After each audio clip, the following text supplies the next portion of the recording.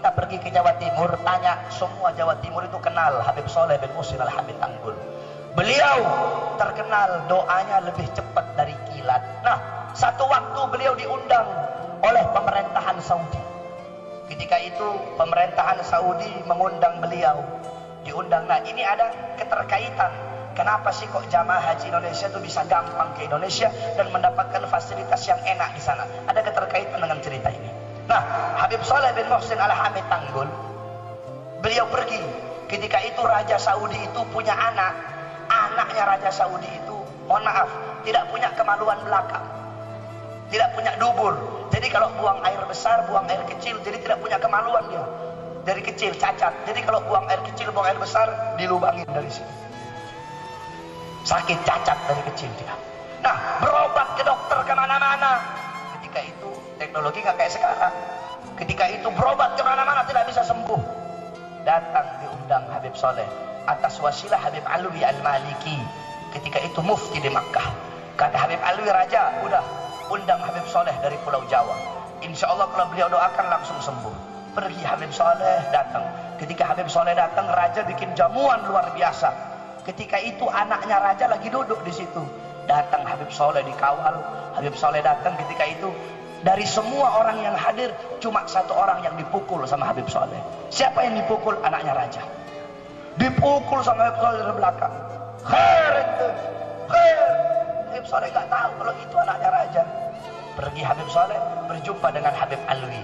Ayo Habib Alwi, kita pergi ke rumah inti saja. Nggak usah di kerajaan, hawanya panas saya kalau di sini. Banyak setan, banyak iblisnya di sini. Ayo pergi. Kata raja, loh Habib, ini Habib bilang wali, kok baru sampai wala salam sama saya, nggak hormatin saya ini Habib.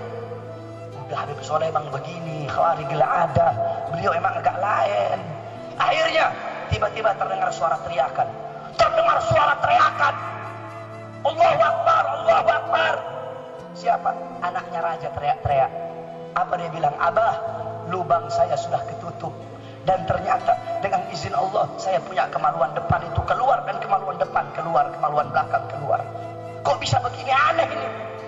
Tadi ininya saya, pinggangnya saya lubang, ada lubang, buang air besar, buang air kecil di sini, tapi tiba-tiba ketutup, dan kemaluan belakang dubur saya dan kubur saya keluar. Tadi ada yang nepuk saya itu, Habib Saleh nepuk saya. Baru raja tahu akan keramat Habib Saleh.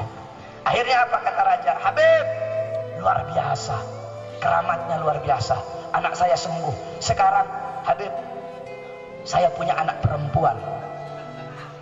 Saya punya anak perempuan.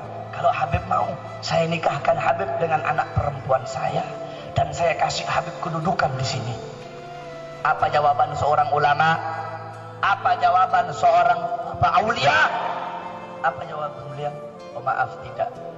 Di rumah saya punya istri Syarifah lagi nunggu. Jadi kalau laki-laki itu Habib, perempuannya Syarifah. Saya punya Syarifah nunggu di rumah. Tidak tergiur saya, kata Habib Saleh. Akhirnya kata raja lagi, Habib, saya kasih Habib uang emas 1 peti. Apa kata Habib Saleh? Raja, saya lebih kaya dari kamu. Kalau perlu saya yang kasih kamu. Kamu kasih saya emas 1 peti buat apa? Saya lebih kaya, saya tidak saya terima, kata Habib Saleh. Akhirnya apa? Dibisikin oleh Habib Alwi.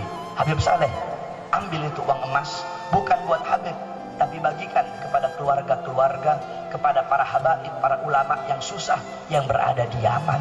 Makanya di Yaman itu, di Hadramut, Habib Soleh Tanggul terkenal yang paling kaya di Indonesia. Padahal tidak. Beliau orang miskin. Kenapa? Karena ketika itu emasnya raja itu dibawa ke Yaman, dibagi-bagikan ke orang Hadramut. Ada min Soleh Tanggul, ini dari Soleh Tanggul, ini dari Habib Saleh. Jadi orang-orang sana kira Habib Soleh orang paling kaya, bagi-bagi emas. Padahal tidak.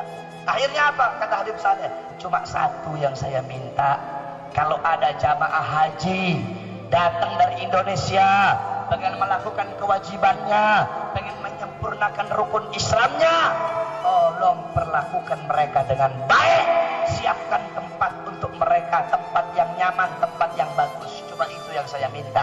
Saya tidak butuh harta, tidak butuh wanita, tidak butuh pangkat, saya cuma minta itu. Lihat, itu ulama. hati mereka bersih dari dunia, bersih dari harta, bersih dari hal-hal seperti itu. Saudara-saudara, siapa yang mereka ikuti? Nabi Muhammad. Sedangkan kalau kita, hati kita selalu condong kepada dunia, condong kepada harta, condong kepada pangkat. Oleh karena itu, saudara-saudara sekalian yang dimuliakan oleh Allah, jadikan beliau-beliau sebagai teladanmu, sebagai qudwahmu, sebagai uswahmu. Man tashabbaha biqaumin fahuwa minhum. Barang siapa yang mengikuti suatu kaum, maka dia sama dengan kaum tersebut. Kalau engkau mengikuti para ulama, mengikuti para orang-orang soleh, beliau-beliau dimuliakan oleh Allah, engkau pun akan dimuliakan oleh Allah Subhanahu wa ta'ala.